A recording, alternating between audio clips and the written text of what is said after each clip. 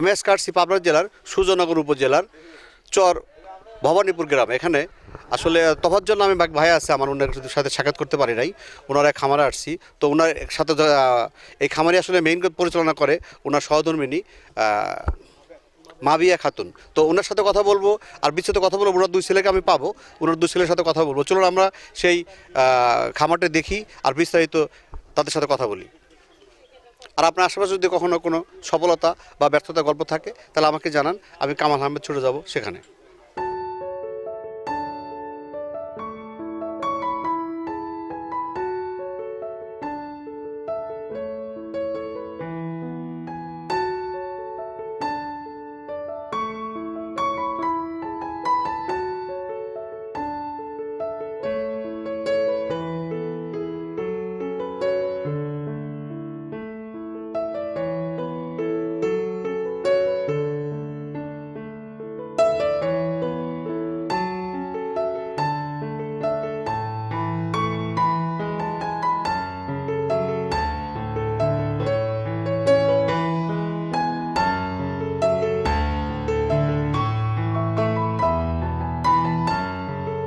আসসালামু আলাইকুম।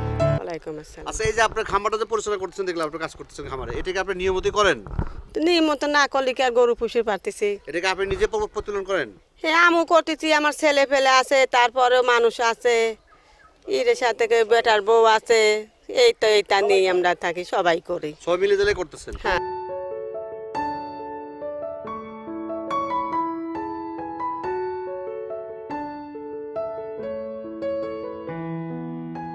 গরু জড়াইছি বলে, এটা আসলে কেন জড়াইলো বলো তো দেখি। জ্বর আনেন কেন জড়াইলে? এটা আল্লাহর তরফে তিনার অসুখ বিসুখ, এটা কয়া তার লাভ নাই। এটা হলে আল্লাহর ইচ্ছে। আর অসুখ বিসুখ মানুষের হইতেছে, গরু বাছুর হইতেছে, সবারই হইতেছে। তো এটা চিকিৎসা কি দিচ্ছেন আপনি? চিকিৎসা কিছু দেন, এটা গরম পানি করতেছি, আবার ওষুধ পাতি দিতেছি। ওষুধপাতি কি দিতেছেন? ওই ডাক্তারে কাটতে না লেগা পাউডার দিতেছি, মিলিচিন পটাশ মটাশ এটা দিতেছি। এর আগে কি আপনি অসুখটা হয়েছিল করে এই গরুতে হয়েছিল কি এর আগে? হ্যাঁ, পড়াই হয়। হ্যাঁ এটা কি বছরে একবার করে আসে? হ্যাঁ হ্যাঁ, আর বছর জ্বর এসে এবারও আবার এই জ্বরটা কয়দিন থাকবে এটা? পড়ায় মাস কেনেক থাকবে। বেশি খাইতো জ্বরা, তারপরেও গরুর অসুখ হয়। যেমন কি অসুখ হয়? এবার ধরেন যে সময়তে খাই না, বা পেট ফলে কে আমরা ঠান্ডা লাগে, এরম অসুখ হয়।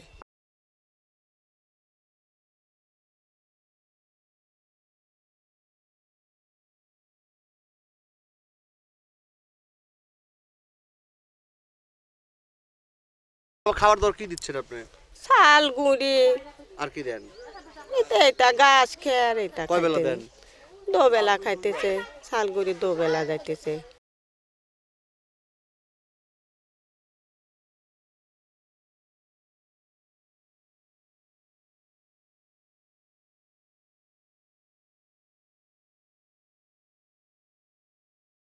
এখন দুধ দিতেছে কতটুকু আপনার এই গরুর? দুধ তো ছিলে না, কেবল 3টি গরু বিয়েছে, এখনো দড়ি নাই। হ্যাঁ, দোবেলা 1.5 মণ ঠিক নাই। আমরা তো আর মাপি না, আমরা ব্যবসা করি। আমারে গায়ের দুধ দোয়া তো আমরা মাপতে চিনি। আমার দুধ আরো গাঁও ধরা আছে, ব্যবসা করি, ওই ডালি উঠবে দিন চলে যাইতেছে।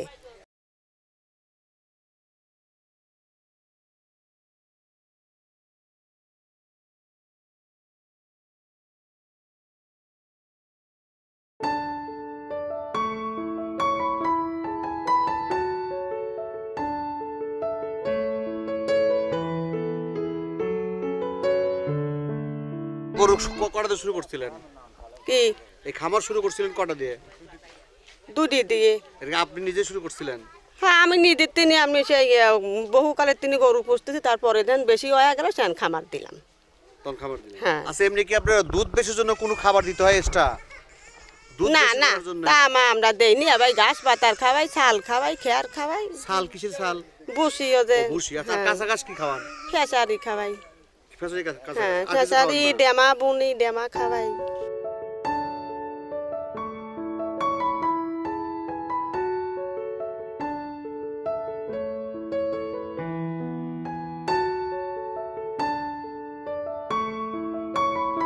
খামারে যত কি দিতে বলো তো দেখি। যতন গোবর খবর ফেলতেছি, ধুয়ে পাইলে ফসা হরি দিতেছি, গরুর গায়ে ময়লা হলে পরে ধুতেছি, চাপাতেছি।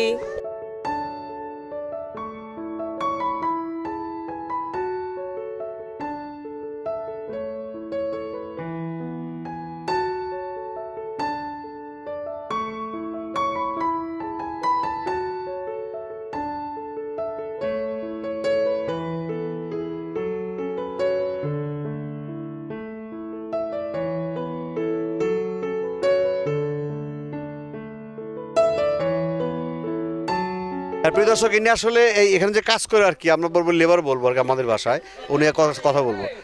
আচ্ছা বলুন তো, আপনার কাজ কি? আপনার আমার কাজ সকালবেলা গাভীর ধোয়া সেরে, গায়ে যা গরু মোর ধোয়া সেরে আসে, আবার গরু ছাল মাল খাওয়া সেরে গরু হেনে বাদে সাইডে গোয়াল মাল ধুয়ে মুয়ে একটা বাদলি পরে সামান বাদি মাঝে খাবার মাবার দিয়ে সেরে তারপরে আর এই মাঠে মাঠে কাম করি।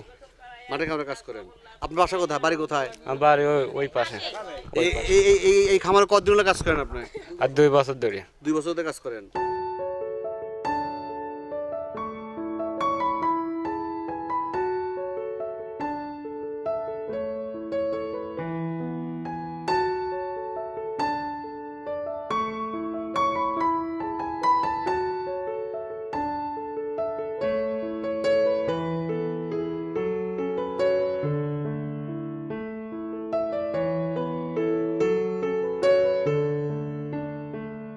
আসসালামু আলাইকুম। ওয়ালাইকুম সালাম। আপনার নাম? মোহাম্মদ রতন খাঁ। আপনার আব্বার নাম কি? তোপচল খাঁ। আচ্ছা, তো এই যে আপনি যে খামারটা শুরু করছে আপনার আব্বা, আসলে এই খামারের বয়স কত? 10-12 বছর। কটাতে শুরু করছিলেন? দুটা দুটাতে শুরু করছেন? দুটো কি গাভী কিনছিলেন না বাছুর থেকে? বাছুর। কতটুকু বাছুর দিয়ে শুরু করছিলেন? বছর ধরে 2 বছর ধরে কিনছিলাম। কতটা আছে? 17টা আছে। 17টা। আর গাভী আছে কটা? 8টা। আর দুধ দিচ্ছে কতটুকু প্রতিদিন? 5টা। কতটুকু দুধ দেয়? মন্দির এক সকাল বিকাল। সকালবেলা মন্দির।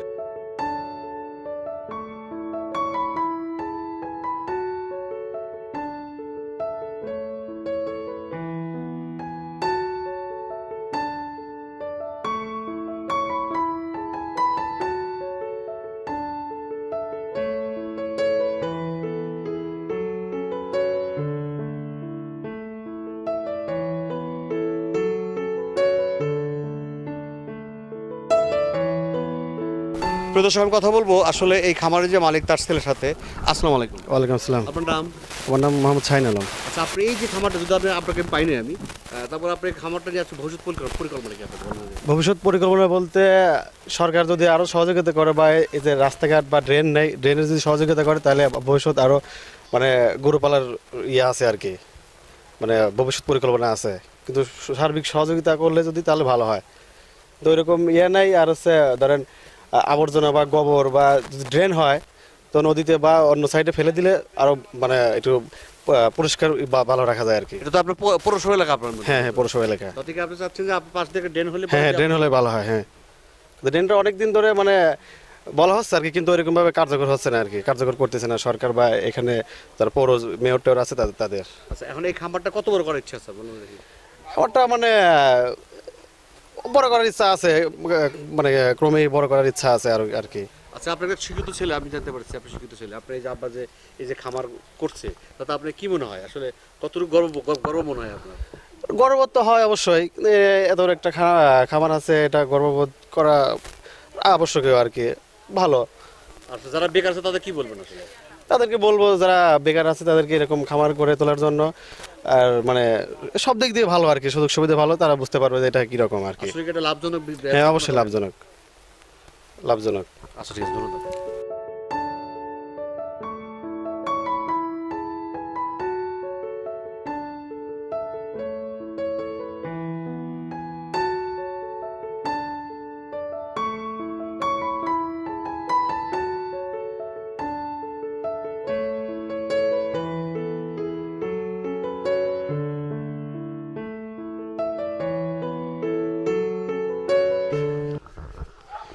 প্রিয় দর্শক, আজকে এই পর্যন্তই। এখন আমাদের চ্যানেলটা সাবস্ক্রাইব, লাইক বা শেয়ার করেন নাই, অবশ্যই চ্যানেলটা সাবস্ক্রাইব করুন, লাইক করুন, শেয়ার করুন। আর আপনার আশেপাশে কোনো সফলতা বা ব্যর্থতার গল্প থাকলে আমাকে জানান, আমি কামহাল আহমেদ ছুটে যাব সেখানে।